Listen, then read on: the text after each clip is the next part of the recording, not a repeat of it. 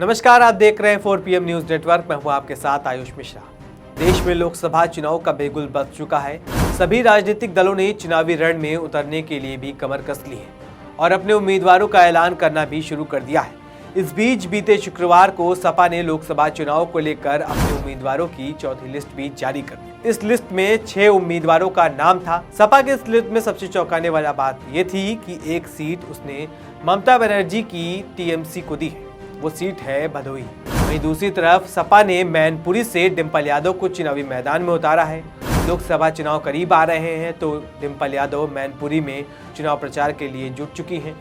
वहीं इस दौरान जब मीडिया ने डिम्पल यादव से अपर्णा यादव के भाजपा छोड़कर सपा में शामिल होने को लेकर सवाल किया तो देखिए उन्होंने किस तरह से जवाब दिया है। मैम, अपर्णा यादव की सूचना आ रही है सपा में शामिल हो सकती हैं, आप स्वागत करेंगे?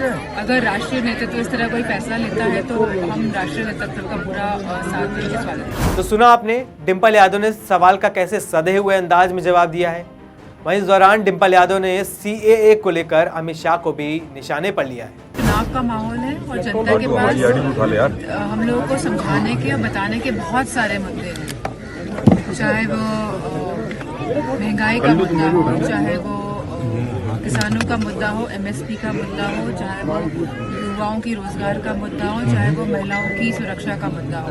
तो CAA जैसे जो लागू किया गया तो एंड मौके पे तो जनता समझ रही है कि यह चुनाव से डिफ्लेक्ट करने के लिए या लोगों का ध्यान हटाने के लिए मेन मुद्दों से, इसीलिए CAA का मुद्दा है। मैम, अमित शाह कह रहे हैं कि नागरिकता देने का कानून है, लेकिन समाजवादी पार्टी और विपक्ष वर्ग लाने का अच्छा नागरिकता देने का ये कानून है, बहुत अच्छा है और अमित शाह जी ऑलरेडी इस पे पहले बोल चुके हैं, बहुत ज्ञान दे चुके हैं और मुझे लगता है कि अब लोगों को एक ज्ञान प्राप्त हो चुका है। अब चुनाव का सीजन है, अब चुनाव में जो मूलभूत जो मुद्दे हैं उन पे ध्यान देने की जरूरत। तो इस तरीके से डिम्पल यादव ने निशाना साधा है अमित शाह पर कि चुनाव के टाइम पर यह लाया गया है CAA। वहीं इस दौरान डिम्पल यादव ने एक बार फिर से बैलेट से चुनाव कराने की मांग की है और इसके साथ ही उन्होंने EVM को लेकर भी चुनाव कराए जाने पर सवाल उठाए हैं। देखिए डिम्पल यादव ने इसको लेकर क्या कुछ कहा है। बैलेट पेपर और voting machine, electronic voting machine को लेकर समाजवादी पार्टी ने यह बात कही है कि बैलेट पेपर एक माध्यम होना चाहिए जहां पे लोगों को एक तरह का भरोसा होता है कि वो अपना वोट कास्ट करके आए हैं, डालकर आए हैं और उसमें कोई चीटिंग नहीं हो सकती है। तो लोगों के अगर मन में कोई शंका है तो मैं समझती हूँ सभी देश, दुनिया के जितने भी देश हैं, सभी बैलेट पेपर के माध्यम से ही चुनाव करते हैं, चाहे वो अंडर डेवलपमेंट कंट्रीज हो, चाहे वो पाकिस्तान हो, चाहे वो बांग्लादेश हो, चाहे वो चाइना हो, सब बैलेट पेपर के माध्यम से ही चुनाव हो रहे हैं। तो खाली भारत ही एक ऐसा देश क्यों बचे जहाँ पे अभी भी EVM का प्रयोग हो रहा है। जब लोगों के मन में मंशाएं हैं तो मैं समझती हूँ सरकार को और सभी मशीनरीज को इस मंशाओं को दूर करके बैलेट पेपर से चुनाव इलेक्ट्रोल बॉन्ड को 80 में से 6 से 7 सीटें इंडिया गठबंधन को दिखाई जा रही है। आपको क्या लग रहा है कितनी सीटें मिल रही है? सर्वेज जो ज्यादातर होते हैं BJP स्पॉन्सर्ड सर्वेज ही होते हैं। जिस तरह हमको देखने को मिला है जो बॉन्ड वाला जो मसला आया है और जो चंदा इतना मिला है बड़ी बड़ी पार्टियों को, तो मैं समझती हूँ इस तरह के सर्विस का अभी कोई औचित्य नहीं। इसी के साथ डिम्पल यादव ने मौजूदा समय में सबसे चर्चित सीट बदायूं सीट से चाचा शिवपाल यादव को चुनावी मैदान में उतारे जाने के पीछे की वजह बता दी है और भाजपा को घेरा है। मैं समझती हूँ कि आदरणीय शिवपाल जी का जो कैंडिडेचर है बहुत दिनों पहले ही घोषित हो गया था, तो उस टाइम उन्होंने ट्वीट नहीं किया। जब मैदान पे हैं आदरणीय शिवपाल जी और मजबूती के साथ जो लड़ रहे हैं चुनाव और जो ये सीट निकल के आने वाली है भारी बहुमत से समाजवादी पार्टी ये सीट जीत रही है, तो कहीं ना कहीं खलबली मची है। तो सुना आपने डिम्पल यादव ने किस तरह से भाजपा को आड़े हाथों लिया है। वहीं इन दिनों इलेक्टोरल बॉन्ड को लेकर भी काफी चर्चा हो रही है। इसको लेकर भी डिम्पल यादव ने भाजपा पर हमला बोला है। क्या कुछ कहा है एक बार वो सुना देते हैं आपको। RBI ने इलेक्ट्रोल बॉन्ड को जो है सार्वजनिक किया।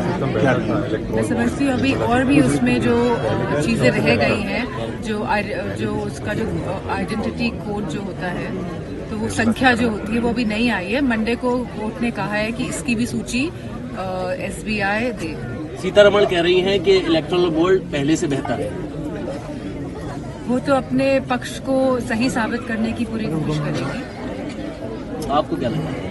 मैं समझती हूँ एकदम क्लैरिटी आ जाएगी जब इलेक्टोरल बॉन्ड्स के जब ये आइडेंटिफिकेशन वाले जो ये नंबर्स आ जाएंगे कि किसने किसको चंदा दिया, चुनाव से पहले कितना चंदा मिला। तो ये अच्छी बात है, इस तरह की क्लैरिटी, ट्रांसपेरेंसी होनी चाहिए एक सिस्टम में। बता रहे पुलवामा हमले में मैनपुरी लोकसभा चुनाव में अगर भाजपा केशव प्रसाद मौर्य को चुनाव में उतारती है तो समाजवादी पार्टी किस तरह की फाइट दे पाएगी, क्या लगता है? मैं समझती हूँ समाजवादी पार्टी मैनपुरी में बहुत स्ट्रांग रही है और हमेशा रहेगी, क्योंकि समाजवादी का जो बेसिक जो हमेशा से समर्पित रही है मैनपुरी सीट के प्रति और हमेशा से विकास के काम को ही हमेशा आगे लेके गई है और जो सही है समाजवादी पार्टी हमेशा उन्हीं के साथ खड़ी दिखाई दी है। तो मैं समझती हूँ कि समाजवादी पार्टी मैनपुरी में बहुत मजबूती के साथ चुनाव लड़ने जा रही है। मायावती ने कांग्रेस लगातार जो मायावती को है वो इंडिया गठबंधन लाना चाह रही थी, लेकिन वो कह रहे हैं कि दलित विरोधी है। मायावती का बयान आया नहीं, ऐसा नहीं है। ये कुछ तरह की चीजें ये मीडिया के माध्यम से छोड़ दी जाती हैं। मैं समझती हूँ गठबंधन हो चुका है, जहां बीएसपी जो है वो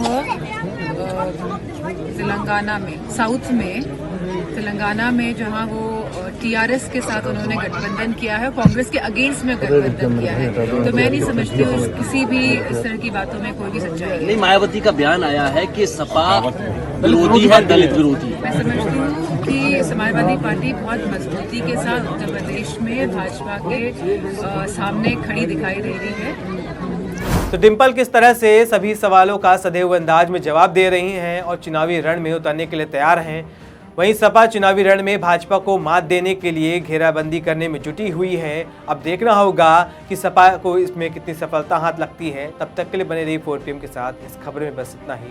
धन्यवाद।